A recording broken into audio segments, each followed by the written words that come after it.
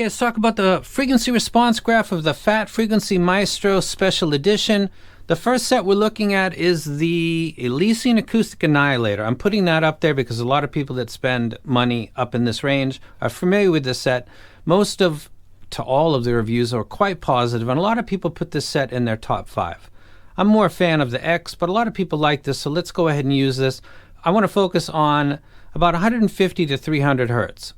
For obvious reasons. The Monarch by Thea Audio, when it was released, the original, introduced the tuck, kind of a take on the Harman presentation of the bass, and it impacted kick drums, drum kits, bass guitars, male vocals sounded drier. Most people agree with that, and they used an impedance adapter or some EQ to rectify that. And then there's the Annihilator that has a glide. So there's two different ways of treating a very, very critical area. I'm more of a fan of the glide myself, but people like the tuck, but they do have an impact. Now I'm going to bring up the Fatfreq Maestro SE, and that same area where the tuck occurs, let's take a look at that.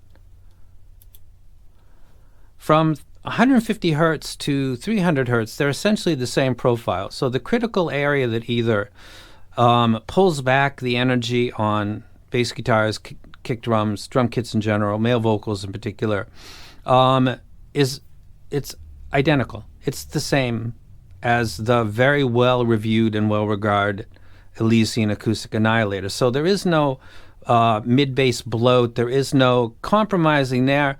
For reference, I'm going to throw up the Empire Ears Legend X, which is like 5, 6, 7, 8 years old. It's $2,500 to $3,500. It's a set that's got an enormous amount of mid-bass, as you can see, and it's become a genre-specific type set for people that got a lot of money. The Maestro SE is nothing like that, as the graph will show you right there. It's more like the Elysian Acoustic Annihilator when it comes to the presentations of instruments in that specific area where you see the difference from 100 hertz to 500 hertz. The Empire Ears actually goes all the way to the gain. This area is huge in how it treats vocals and countless amounts and types of instruments. This is nothing like that. This is more like the Annihilator, and that is the mid-bass comparison. Now the next one I want to talk about is the treble. The treble is actually quite nice and pleasing to the eye, and a similar set would be the Moondrop Variations. This has a steady gradual gain from 1K. Both of them exhibit the same thing. They're peaking at approximately the same point. They've got a fall off or a kind of a cut around 6K. Both of them have that. They both got a peak, a resonant peak around 8K, and then they've got a fall away that's actually quite similar. If you take a look at Crinical's graph tool, I think people might think that his is more accurate. Please go ahead and compare these two sets, the SE and the Variations, and remember that the Maestro SE has 4 ESTs and 7 BAs.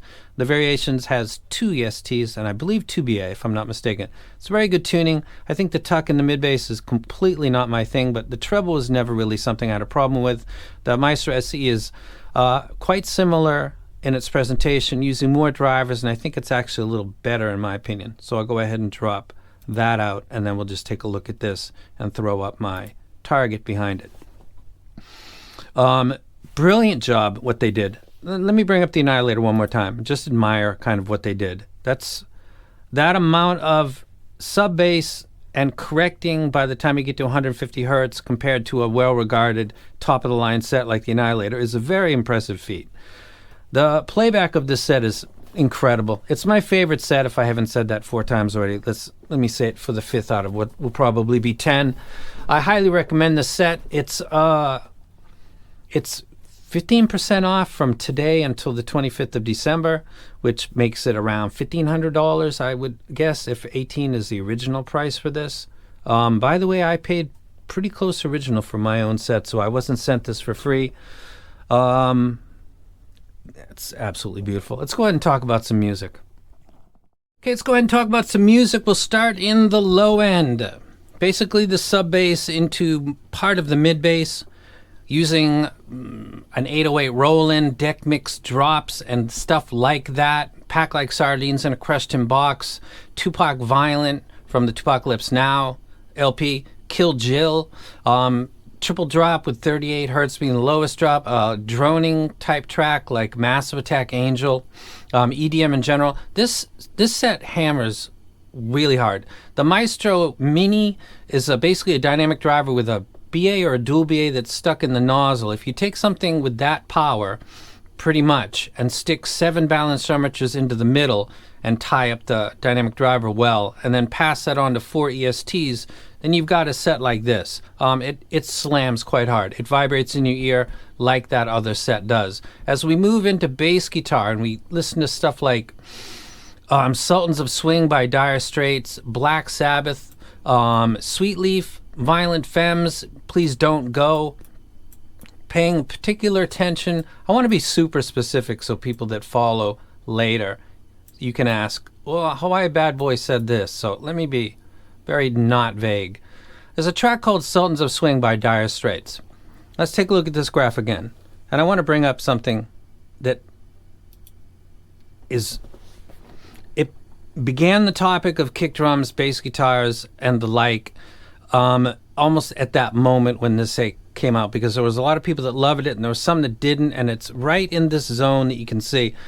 This is my target, forget about it, but just as kind of a reference, this area where it's dipping below, this directly impacts the fullness, the completion of a 4-string or 5-string bass guitar, a drum kit, a kick drum in particular on the 4th album, Led Zeppelin, when the levee breaks, instead of sounding like an authoritative one, like it was by the peers and historically reviewed, it barely sounds like that.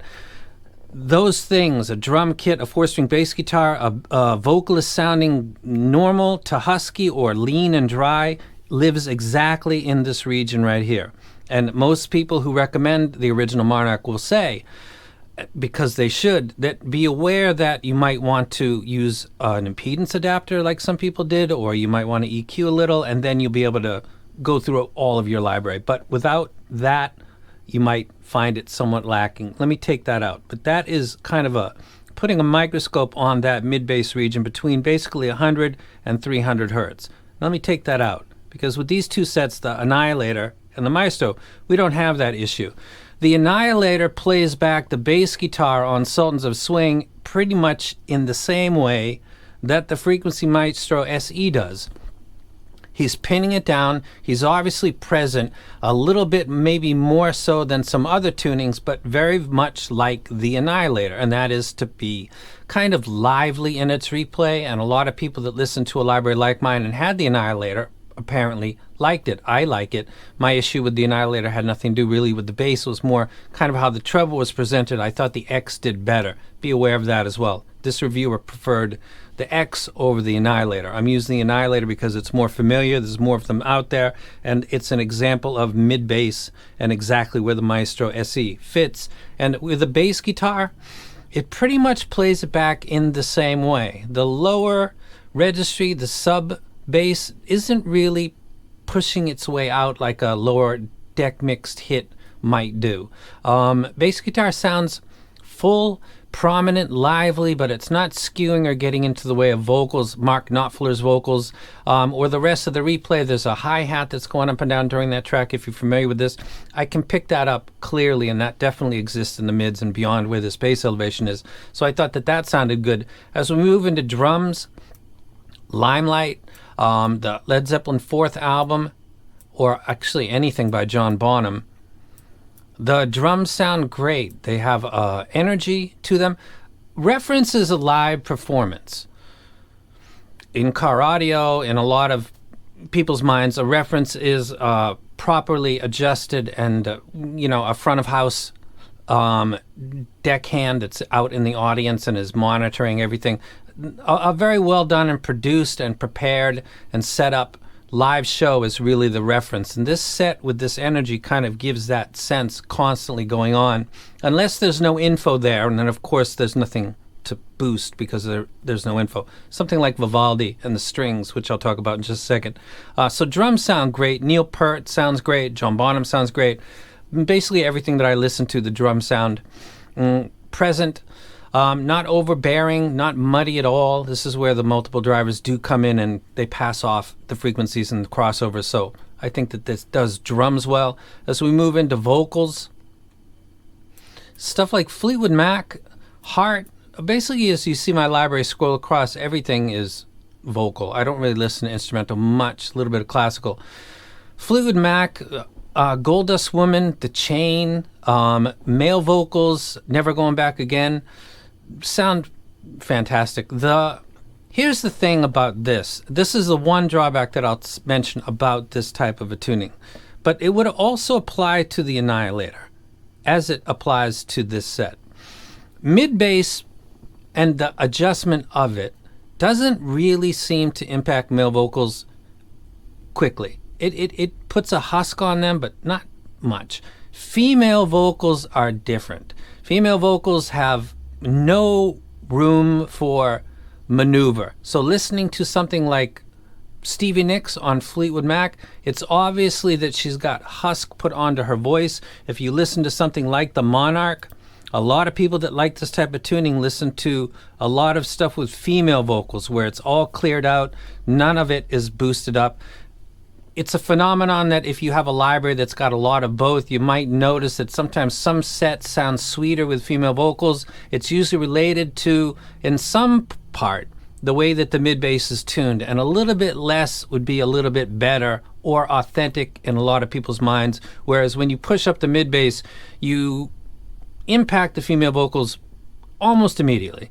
Male vocals is a little bit more room because maybe the range, or it sounds kind of throaty before it goes off. When you have a throaty female vocal, Stevie Nicks has that. There's other female vocals that don't, and when you make them sound like that, like one of the Wilson sisters, you pick it up right away. It sounds like the vocals are slightly skewed. So if your library is dominated by female vocals, this probably, and sets tuned like this, the Annihilator included, by the way, wouldn't be ideal. You'd want something more like the Variations or the Monarch Original or the Monarch Mark II for the female vocals. That would be my opinion.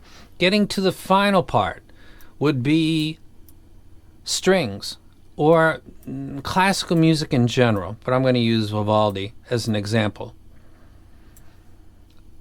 I listen to a lot of stuff like the Gaia from Elysian Acoustic, which is one of my favorite companies, period.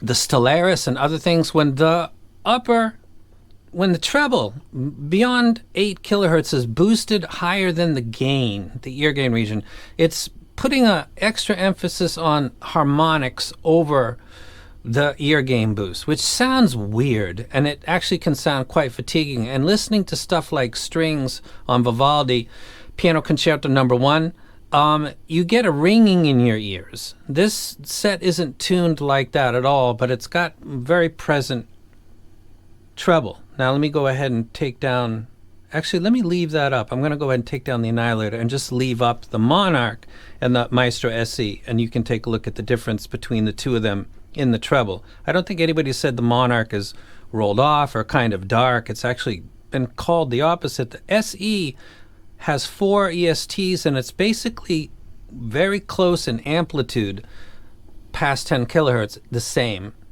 And listening to the Monarch Mark II and this set, and just are strings getting on me? Not really on either set. There's some intensity with the Monarch because the de-emphasis of the mid-bass is putting more of a mental focus on the upper mids and treble, just to steal your focus type of thing, which actually obviously doesn't happen with the Maestro SE because there's plenty of mid-bass to balance out your focus. But in the cymbal strikes, Led Zeppelin, Hey Hey What Can I Do, which is from Coda, I listen to that because it's repeating basically the same strike again and again. It's well produced. Cymbals sound great. They got good life just as they did on the Monarch, a treble that's tuned similar to this. I think this is the best set in my years of the hobby that I've ever heard at any price range. And I've bought a lot of stuff, and I've shown pictures to a lot of people of $5,000, $4,000 sets because I got to experience this stuff. Just because when people talk, I can't say, I don't know, I never heard that. Why not? Because nobody sent it to me. No, you gotta spend money sometimes, so at least you understand where other people are coming from. Many times I spend the money and I don't feel like I got back what I paid for. And it's the way it goes. Diminished returns aren't only real. Sometimes there's no return whatsoever, and you feel like something more affordable was actually better.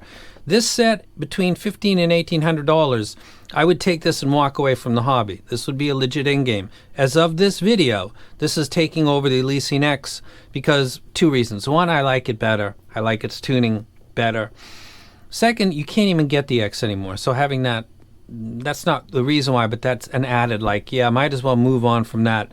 You can't get it. And having this unicorn at the top of your list that most people can't access is ridiculous. And now that it's not actually my favorite, it's very easy to move that down to number 2. There's nothing different with it from a month ago, except this has come into my life, and I think it's better. Plays back the whole of my library in a better way. And again, we got a dynamic driver that sounds quite good. It's taking care of the low end. We've got 7 balance armatures that are blending that low end into the mid-range and then into the upper mids. And then we've got 4 EST that are taking care of the treble. Fat frequency is fantastic. The cable that came with this originally was not that great. I said, man, people are going to curbside appeal. They're going to not get how amazing this set is, partly because they're going to just the cable doesn't match the quality of what it's connected to, and now it is. So they upgraded the cable. They listen to feedback. A lot of companies don't do that. They get set in their ways, and they don't want anybody to tell them what to do because they got a lot of people that will hype whatever they do anyway. You guys all know what I'm talking about. I've spent thousands of dollars because of those people that hype for those companies, and I can't get my own opinion unless I buy it myself. So I do, and then I think, what? Why is there a shark fin bump in the middle of the 64 audio Forte? Who did that? And why are people not bringing that up when the mid-frequency between 300 and 800 hertz is not something that anybody ever messes with? Why did they do that? Well, when you listen to it, you can kind of hear that there's something unique about it. That's okay, but if I pay $3,000 for unique, I got a feeling about that, and it's not a good one. So when a bunch of people push a train along, and you got to spend to get on the train, and then you realize that's not where you were trying to go, it's not fun. I'm telling you that if you have a library like mine, this is probably the best set that you can buy. And the music that I mentioned is specific, and anything else that you see in my library, the same thing applies because I have long listening sessions, and I can jump from something like Cadillac Dawn and J Money, Peanut Butter and Jelly, to Bruce Springsteen, to Boston, to Bone Crusher, to go back to Bon Jovi, to Bob Marley. Doesn't really matter. It's a good set. It's my favorite. It's the Fatfreq Maestro SE, and it's my number 1 set. And hopefully it stays this way for 2 to 3 years, if not longer. The X was that for 2 years, I think, and is, again, been surpassed, and it's also no longer available to you, even if you wanted to buy it. So here we are. Number 1, fantastic job. Excellent company. Looking forward to what they release in the future. And I'm out.